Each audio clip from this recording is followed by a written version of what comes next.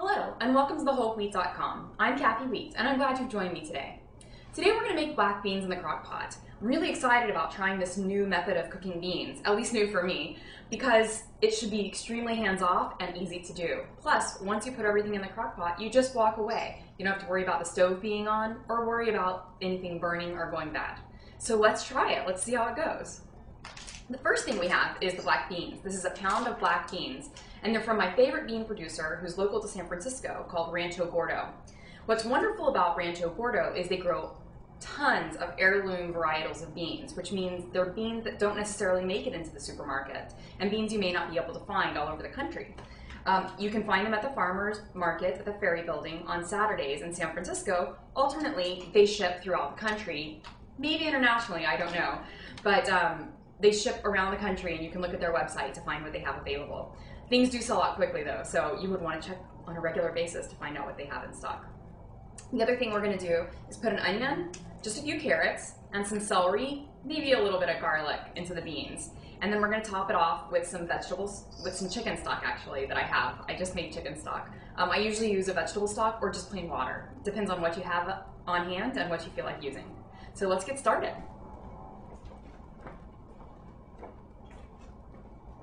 I've gone ahead and washed my celery and my carrots. These are all organic vegetables, so you just want to give them a light rinse, make sure that the dirt comes off, and then you don't need to worry about peeling them. If I was going to use them in a different dish, I might peel them, but for the way that we're going to cook them, which you'll be seeing in a moment, it's not necessary. So first, let's just take the carrots. I will chop off the very end piece. I have a trash bowl back here. And then I'm just going to do about 1-inch chunks. So just hold the carrot steady and do chunks. You can also dispose of that very tip end if it looks dirty, but you don't have to. My Crockpot bowl is right here, so I'll just be putting the vegetables in as I chop them. Now for celery, again, this is organic celery, so the tips, actually these leaves, which when you're lucky enough to get them, they're sort of a cross between a parsley and just the flavor of celery. They can be very strong, but you can use them to season in any kind of a dish or a stock. So since I have just a few, I'll throw them in and they'll just impart a tiny bit of flavor. Other than that, if things look dry, you might want to cut off the end piece. And other than that, you just chop it into 1-inch chunks. Again, approximately the same size that you did the carrots. And then the very tip, where there is a little bit of dirt that is kind of embedded in the celery, you can just pitch that as well. But use as much of it as you possibly can. Okay, next up is the onion. I know we talked about how to chop an onion last time. This time it's going to be a lot easier. We're just going to do it into eighths. So again, we definitely want to peel the onion. I told you about those tacos that my husband made with onion skin in them. Don't try that at home. Cut off this end piece.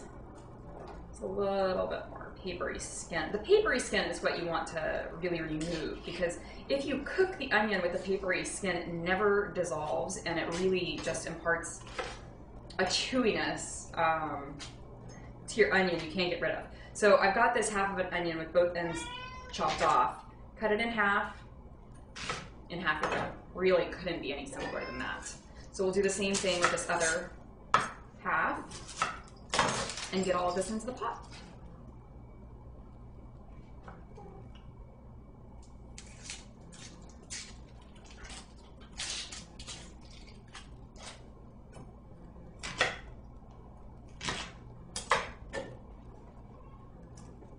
The last thing is these 2 small cloves of garlic that I have. To crush a piece of garlic, the easiest thing to do is to take your chef's knife, lay the garlic flat, and put the blade flat over the garlic. You're going to use the palm, not the palm, but the heel part of your hand to bang it, and it will crush like this. Make sure you only use the heel part. Don't get close to the blade. And if you're concerned about doing that, you could use a frying pan or something else that's large and flat in lieu of a knife. So once you crush it, the skin just comes right off. You don't have to worry about your hands getting sticky the way that they often do when you mince and try and peel a piece of garlic. And there we go. Now that they're crushed, they'll also share their flavor a little bit more easily than they would if I just put them in whole. So these also go into my pot with all my vegetables. And that's it for the vegetables. Now let's talk about the beans. Oh, Norway. You're not supposed to be on the counter. The cat is not supposed to be on the counter. Wash my hands. I think she just really wanted to be part of the video, so she was saying hi. Now, to get beans ready, I have never had a problem with Rancho Gordo beans, but I want to show you what to do in case you don't have Rancho Gordo beans handy. So, yeah, you want to give about a pound. If you have more, that's fine. You might just need to add a little bit extra water or stock. You could add a few more vegetables. So I simply pour the beans out onto a baking sheet like this so that I can sort through them. I'm going to bring the camera over so you can get a closer view, but you want to make sure that there's no stones or extra sand in the beans. When you look at these beans, you'll see that they're perfectly clean and there's no extra debris in them. So here's the black beans, and as you can see, they're perfectly clean. There's no excess stones in here. And one of the great things about Rancho Gordo is the beans are typically all in perfect condition and whole.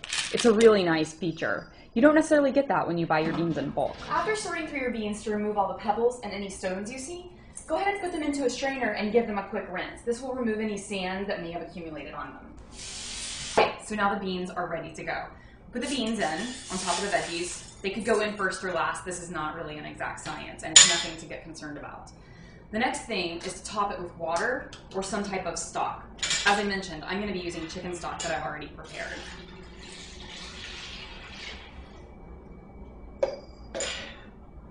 I have several containers ready to go. I like making my own stocks, vegetable and chicken stock, because then I know how much salt is in them, and I know that there weren't any ingredients that I might not want to have in my food in the stock. So let me grab the camera. I'm going to show you how things look. We'll add 1 or 2 last-minute ingredients. Okay, here's the vegetables and the beans all in the chicken stock. You can see they're all just right in here, floating around and are ready to go.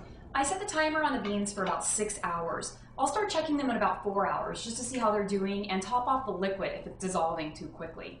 The only thing that you want to keep in mind when you're adding your liquid before you cook the beans is to make sure they're covering the beans and the vegetables by about 2 inches. That should be plenty of liquid for the beans to absorb and not dry out. But you can always add more if they do. Check on the beans. They have about 1 hour left, so they've been in here for about 5 hours. Let's see how they're doing. They smell wonderful.